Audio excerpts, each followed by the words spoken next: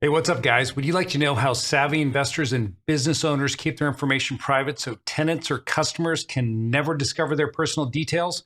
Well, in this video, I will share with you the number one mistake I see people make when forming their LLC or corporation and how you can prevent it so you can run your business with peace of mind and utmost privacy. All right, let's get started.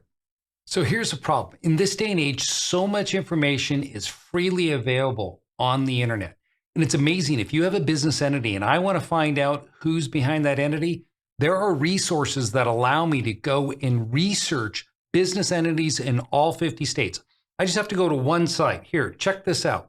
This is called opencorporates.com. You can go to this website, simple to type in, go there, and then you can search for any business entity. So if you see an entity you want to know more about who's behind it, the business address, possibly find out personal information about the members, go here and you can check it out. So if you see on this site right here, I went to Open Corporates, it then allows me to search by the business entity name. So what I did is I put in a name, Alpine Automotive LLC. Now, I don't know anything about this entity, and I thought, well, I just came up with a name. I wonder if there's an entity out there with the name Alpine Automotive. But just think, if I was searching for this entity, so if I was searching for this entity, it's pretty obvious it's given me a ton of information. As you can see right down here, it provides for me the company address for this business. Now I can also go and look at the reports, which if I were to click on those, it's going to bring me to the annual report pages where it'll show me who are the managers, who are the directors of this limited liability company. Now, this is a problem you have if you're setting up an LLC. Too much information is available on the internet and freely searchable. Now, I teach you how to get your name off of title if you use it, or of your LLC if you use an anonymity compliant limited liability company. I got lots of videos on creating an invisible structure. But this video is about how do you, or the number one mistake that I see people making, that is with their business address right down here when they're setting up their business entities.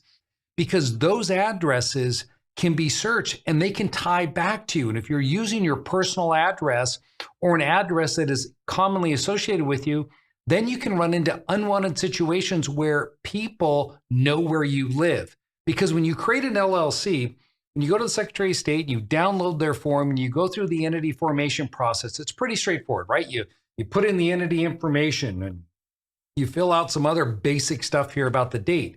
But invariably, every entity is going to ask for this principal street address for your business entity. Now, this is where people make a mistake, because if they don't have a PO box, they don't have another business address, they tend to put their personal address here in this particular box. And now once you've done that, you've now opened up a Pandora's box for yourself, where if there is a disgruntled tenant or a customer, let's say, all they need to do is look up this information and show up on your doorstep. Now, this in fact did happen to one of our new clients that we started working with, who complained about the fact that they run these laundromat businesses, and one of the customers at their laundromat didn't like the service they received. Maybe the machine wasn't operating properly. They looked up the owner of the laundromat. They saw it was a limited liability company. They then researched the LLC and they found the personal address of the owner. In fact, this disgruntled client showed up at the individual's property, their personal residence. The wife was home with the young children. Got into a big verbal argument with the spouse. So can you imagine being in that situation where somebody is harassing you or your spouse because they were able to track you through your address? So how do you avoid making this mistake? Well, as I stated, you want to use a virtual business address. Now, when you're looking to use a virtual business address, here are some things you have to be aware of. You want to make sure when you're using a virtual business address that they will collect your mail and forward it to you. Now, depending on the company that you're using, some of them will send it via snail mail. We have a virtual business address service that we provide to our clients in Wyoming or Nevada. We use it in all 50 states for them, where if any mail is received, we will then scan it and upload it so they have immediate access to it. So whatever the case is, you want to make sure that you're setting up that address with a company that has been in business for a while and they provide you that immediate access to your mail, because you don't want it to get lost and being sent to you because it may be time sensitive. Now, the other thing about choosing a virtual business address, if you're running an active business, let's say in Arizona, and you're looking to use a virtual business address out of Wyoming or Nevada, that may not be in your best interest in that situation, because people would expect, if they're dealing with your business, that you would have a local address. So when using a virtual business address, you also have to look at the type of business you're engaged in and whether or not it makes sense for that type of business. So if you expect customers to show up at your doorstep or something of that nature, then you're not going to want to use a virtual business address, because if they were to look you up, it's going to send them to the wrong address.